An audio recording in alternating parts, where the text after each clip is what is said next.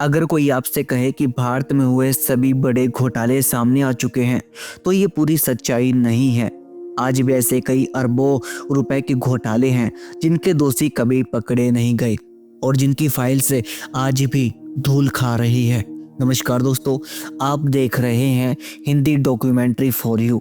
आज की इस विशेष डॉक्यूमेंट्री में हम बात करेंगे भारत के उन सबसे बड़े घोटालों की जो या तो अधूरे रह गए या जिनके असली गुनहगार कभी कानून के कटघरे तक नहीं पहुंच पाए।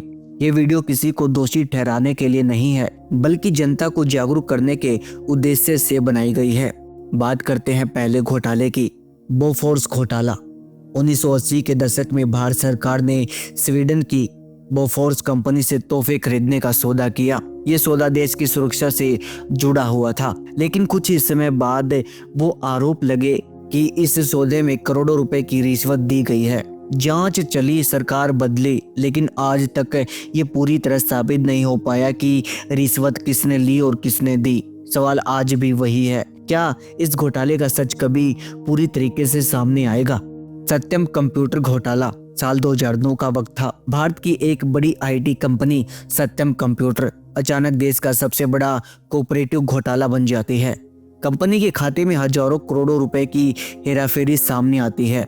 कुछ लोग पकड़े गए, लेकिन जांच एजेंसियों के अनुसार इस घोटाले के कई सूत्रधार अभी भी सामने नहीं आए हैं।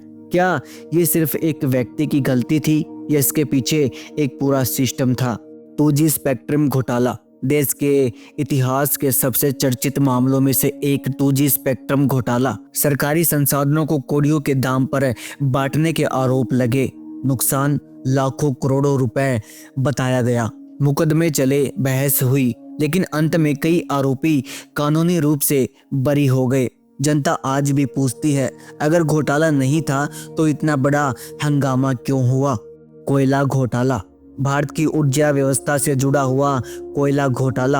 आरोप लगे कि कोयला ब्लॉक आवंटन में सरकारी नियमों की अनदेखी की गई। जांच रिपोर्ट आई, लेकिन कई बड़े नामों पर आज भी कोई ठोस फैसला नहीं हो पाया। क्या ये घोटाला फाइल्स में ही दबा रह जाएगा?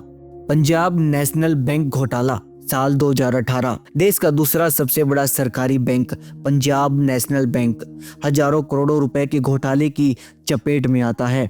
कुछ आरोपी देश छोड़कर भाग जाते हैं।